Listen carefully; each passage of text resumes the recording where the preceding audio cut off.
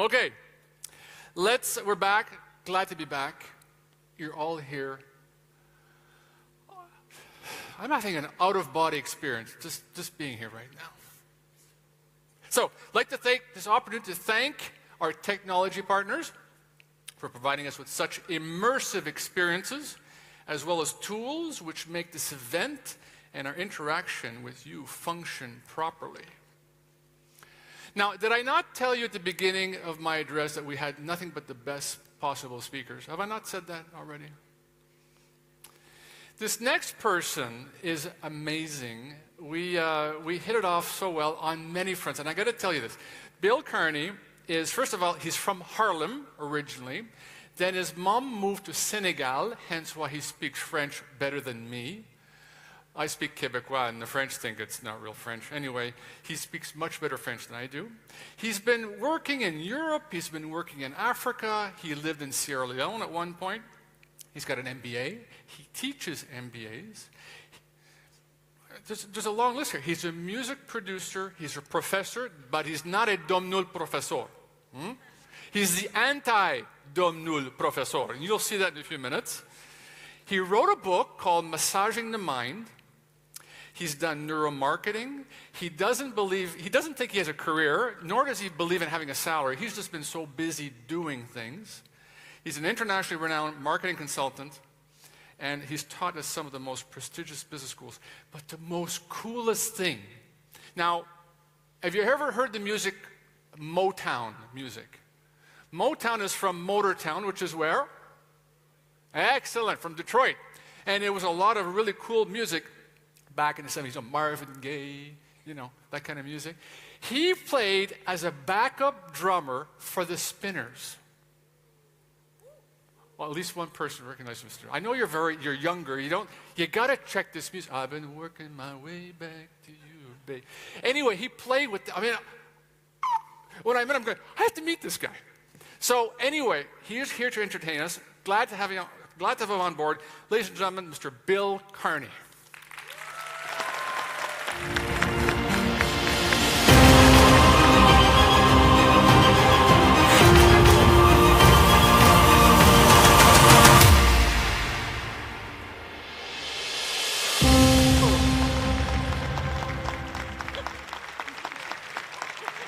Yo, Bucharest! How y'all doing? No, wait a minute. Talk to me. How y'all doing? Yeah, that's more like it.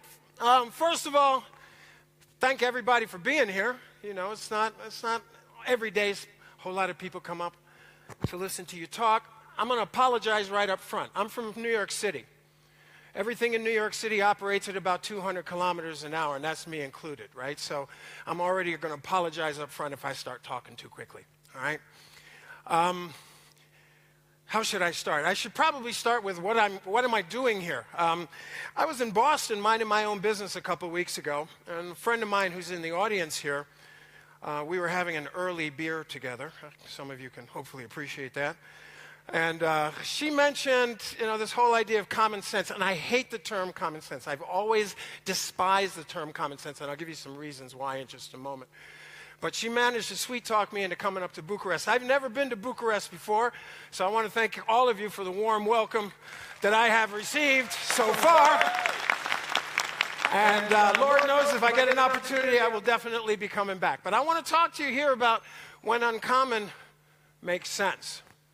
Now, I mentioned to you a little while ago, just a moment ago, that I don't like the word common sense. And you can see behind me 3 of the traditional dictionary definitions of common sense, right? And if you look, you'll see they all use words like judgment and being reasonable. And, have a look at it really quickly. I'm not going to read them to you, but the whole idea that somehow we're going to be sitting in judgment on other people on a regular basis simply because they don't think the way we do is not something I'm terribly comfortable with. All those definitions are unbelievably vague. If you actually read them through and think about it word by word, you'll see that actually they're not really saying a whole lot, which is one of the problems that I have with the notion of common sense. My favorite definition of common sense is what I believe that you guys should know, right? Remember when your mother or your father would say, hey, that's common sense, or even worse, your boss says, why did you do it that way? That's common sense. I remember a couple years back, I was in Germany lecturing to an executive audience, and we were talking about managing customers. I'm a marketing guy, basically. And we were talking about managing customers, and the guy looks and he stands up. He's highly incensed. He stands up and he says, Bill, this is all just common sense. Ooh, I don't think he realized what he was saying. So I had to look at him. I said, okay, is it common sense? I said, then let me ask you a question. I said, I guess you and your company have common sense. He said, oh, absolutely.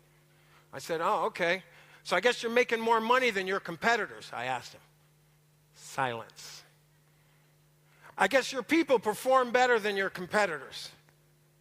Silence. And so I had to ask him, I said, well, from what I'm hearing so far from you, I'm not seeing a whole lot of benefit from this thing that you call common sense. So maybe where I dance is perhaps more valuable than where you think you should be dancing. Small words have huge consequences. What you call something influences how you behave towards it. The words that you use become the thoughts in your head, or vice versa sometimes. And they, in turn, determine the way you act towards other people, towards animals, just conditioning your behavior generally. There's a great Lao Tzu expression up behind me that you guys can read. All right? I'm a big believer that words are extremely important and are extremely powerful. And I'm, as you probably gathered from my accent, I'm Swiss. Believe it or not, I am. I'm Swiss American. But, when it comes to the United States, we like to put people in boxes. You're a this, you're a that, you're a this, you're a that. And I've never been comfortable living in a box. So this whole notion of common sense and behaving the way everybody else behaves has never been my kettle of fish. One of the questions that I got from the Tedx organizers, was, what is your career? And I had to rethink that one, career. I thought, geez, I've never had a career. I just make money. You know what I'm saying? I mean, I don't need anybody, as you heard from our introduction there, I don't like salaries. A lot of you here get a salary? Put your hand up if you get a salary. Come on, be brave. Put your hand up if you get a salary. You know what a salary is? A salary is somebody else telling you how much you're worth.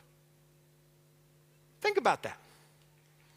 A salary is somebody else telling you how much you're worth. I don't need anybody to tell me how much I'm worth. I can look in the mirror. I know how much I'm worth. Thank you very much. And I bill accordingly. Right? So be careful of these small words, because small words have big consequences. Now, I'm not here to argue that there is no such thing as common sense. That would be idiotic, right? In my little world, in my little twisted mind, there's three types of common sense. You got the personal common sense, right? You stick your finger in the flame, it burns. Unless you're an idiot, you learn not to do that again. Okay? Then there's the social common sense, right? Social common sense says, hey, I can't walk down the street in Victoria Street or whatever it's called here in Bucharest, kissing all the beautiful women that I see because, hey, that's not common sense. Could also get me a hell of a lot of trouble, too. Then there's the organizational common sense, right? That's when you work for a company that has its own way of thinking, what they often refer to as company culture, and I'm sure some of you are going through that. Some companies even invent their own vocabulary. They have their own ways of spelling things. For example, if you work for General Motors in the U.S., you spell employee with one E, not two E's. I'm like, what's going on with this? I got my hand spanked because I actually spelled it correctly. No, Bill, you're not supposed to do that. Oh, okay. So there's organizational common sense as well. All of these types of common sense that I've mentioned, all three types of them, are based upon the known, right? This is common knowledge. You know it, I know it, you know it, she knows it, he knows it, and therefore we all understand the same thing in theory, okay? The other side of that, which is one that really rubs me the wrong way, is that common sense is almost doctrinaire.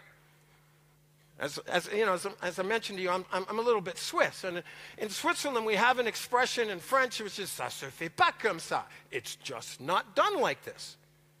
So you ask the people in the village next door who have a clock that wakes me up every morning when the clock chimes, that maybe they could substitute an electronic timer. Lady looks at me like I'm out of my mind. She says, but Bill, it's always been like this. I'm like, yes, in 1600s, yo, come on now. Don't you think we could improve a little bit? Don't you think, oh, but no. And she's looking at me like I'm an idiot. Okay, I get it. It's just not done. And I'm sure many of you have heard that. I'm sure many of you have even grown up with that type of thing. That's not the right behavior. I get it. I don't agree with it, but I get it.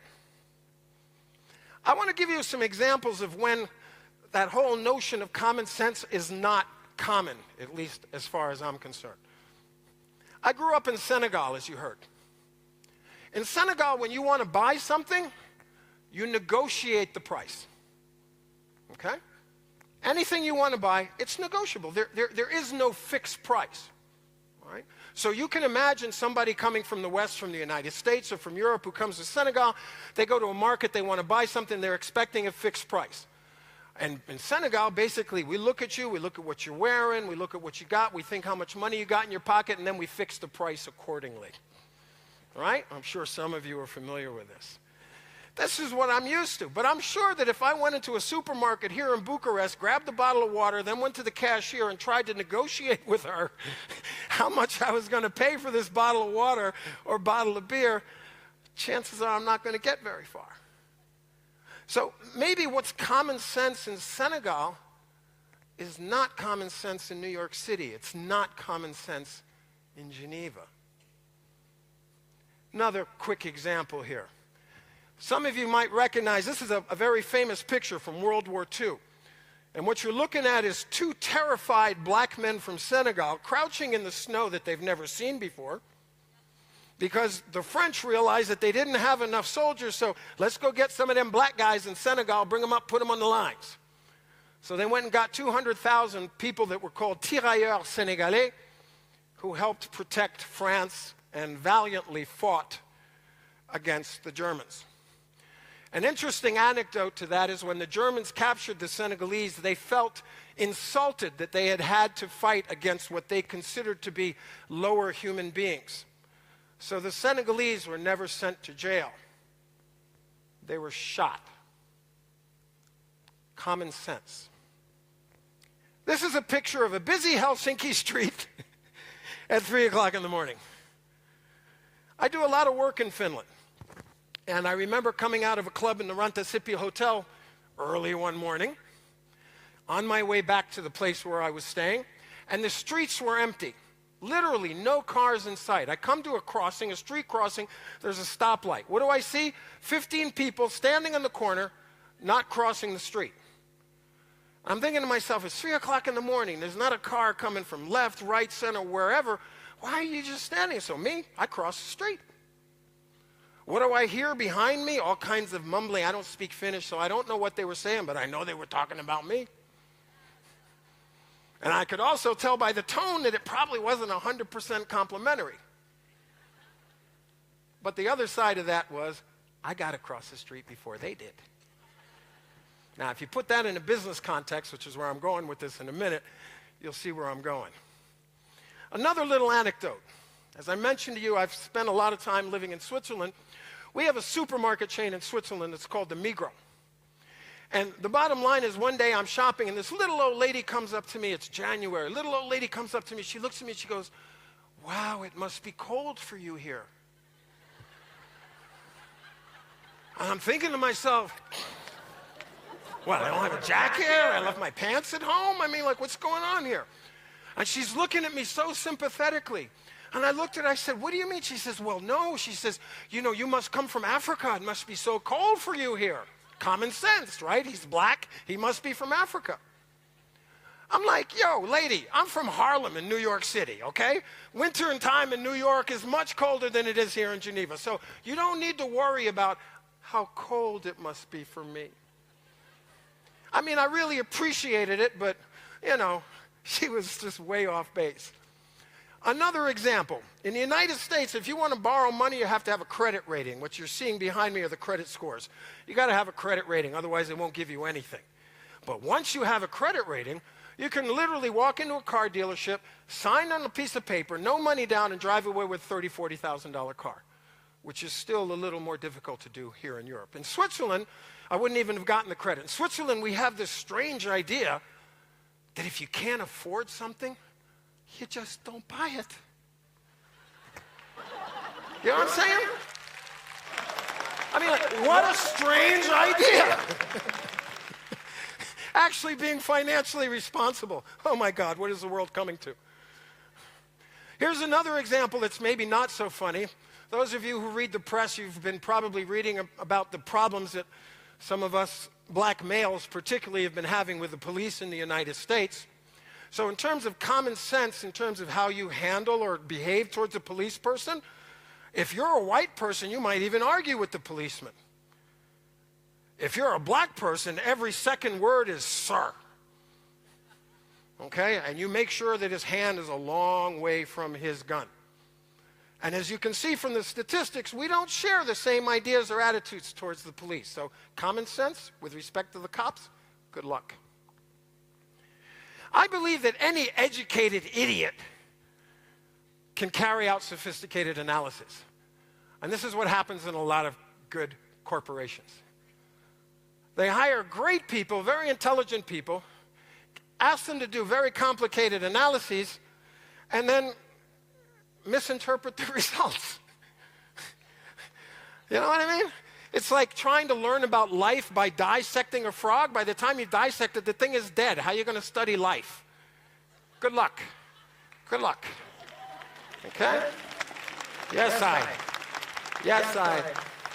Uncommon thinking. I believe that we all have an ability to see something bigger than what we see today. Okay? And then what differentiates us from some of the million others out there is that ability to see a different reality and to make it manifest. Here's one of my heroes, Aristide Boucicaut. Frenchman in 1852 recognized that most women were unemployed, that most women were reliant upon men for any source of income. What does he do? He builds that huge store that you see on the right of the picture called Au Bon Marché, the world's first department store. Hires women, right? First time, legal employment, not prostitution, not concubinage. Hey, a real job. Also supported the suffragettes. Believe it or not, this guy is actually one of the founders of the women's liberation movement. Here's some other names. You recognize them: Branson, Musk, Jobs, Haji Oanu. He's the guy from EasyJet. Zuckerberg, you all know him. Page and Brin. All right, those are the guys that created Google. You think any of this was based on common sense? Here are some of my favorite companies at the moment. Aero Farms out of New York City. Indoor farming. Pulling as much plant material from a container as you get from 1 acre of land. Think about that. From a container, a 40-foot container. EasyJet, Airbnb, Lyft, I'm sure you know some of these guys. Hyperloop, Spotify, well-known companies. All of these companies did something different. Now, what was it that they did? And this is what I want to tell you about. And the clock is ticking. One, they found a gap. They solved a problem. All of these guys solved a problem. Two, they flew what we call the OODA loop. That's a term from the U.S. Air Force. Okay? OODA basically means observe. Okay? And then after you observe, objectify, design, and act. Okay? We all do this. We see something, we define what it is, figure out what we need to do, and we do it. We do it mostly very, very quickly. There are some people who've learned to put that into a process. That process became PayPal. And the people who started PayPal then went on to create LinkedIn, YouTube, Yelp, Slide, Tesla, Dig, Yammer, and a whole bunch of other companies using exactly the same technology. The third one is keep on keeping on. Even when everybody else is telling you you're crazy, because obviously you haven't sold anything. You're never going to sell anything. That's what they said to the guys at Airbnb. Ha, who's laughing now, a couple $2 billion later? Right? Pivot or fail wisely. You don't always get it right the first time. Hey, you know something? That's okay.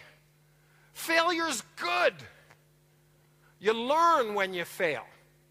If you're scared to fail, chances are you're never going to learn anything new, and you sure as hell won't try anything new. Okay? So let me back up just a minute. Hot groups. People who think differently, uncommon thinking. In a group, they feed off of each other. You guys with me here? You get what I'm saying? They feed off each other. It's complementary, and 1 + 1 + 1 is bigger than 3. Another one that these companies have all done is what we call gifting small goods. Look at Elon Musk. You all know who he is. You know what he does. Recently, there's been a little problem in Puerto Rico. So what does he do? He puts some of his batteries together, flies them down to Puerto Rico, plugs them into the local hospital so that people can get operated. Does he charge for this? No, $0. What he's hoping for, obviously, he can establish some goodwill, and they'll come back when they need some money. Well, excuse me, when they need more power. So, on a personal level, okay, because the clock's really ticking here, what advice can I give you? 1, go to places you've never been before. Yo, Bucharest, okay? Do things you've never done before. That's going to take you out of your comfort zone. Do something you've never done before. Make a habit of it. Ask why. Why do I do this? Why do I drive to school? Why do I take the bus? Why do I drive my car? Ask yourself why 5 times, because each time you're going to get an answer. That's a technique created by Taiichi Ohno, who's one of the creators of the Toyota system. Amazing, amazing guy. Think about it. Try it when you go home. It's a great way to get to the heart of anything. Okay? Flip it. Man muss immer umkehren, as Carl Jacobi once said. Okay? And they're telling me my time's up, but I'm going to steal a couple of extra minutes here because I want to tell you a story. During World War II, the American bombers that were flying in to bomb the Germans were getting blown out of the sky, the B-15s. And so they hired this guy. He's an Austrian guy to try and figure out how they should armor the planes. And what did the Air Force say? You put the armor where the bullet holes are for the planes that came back. You know what he said? He said, wrong. Because the reason the planes didn't come back is because that's where they got shot down. That's where we need to put the armor. Everybody with me here? He flipped it around. Okay? Highly successful. B-15s stopped being shot down. As I like to say to people, if you're not living on the edge, you're probably taking up too much space. The approach that I use to try and keep myself fresh is what I call the bonsai approach. I'm a bonsai apprentice. Maybe one day before I die, I'll be a bonsai master. But one of the things you have to do with your trees is after every 2 or 3 years, you got to pull them out of the soil and trim 2/3 of the roots. Now, for me, that's like cutting my children's fingers off. Then you put them back in, and then you got to pluck all those little leaves off one by one by one.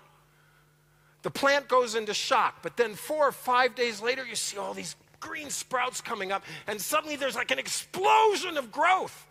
New leaves, new life. You guys with me here? All right?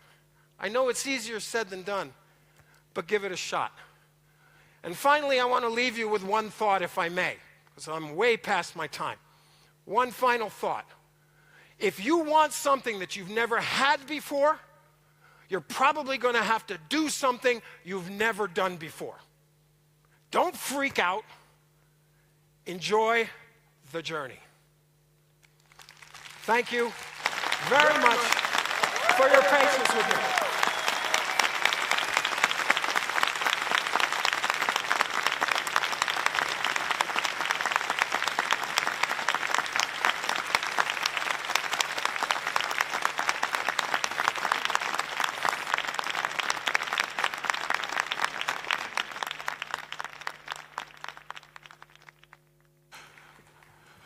Oh my God, I'm tired. What's that energy? One more time for our friend, Bill Carney. Woo!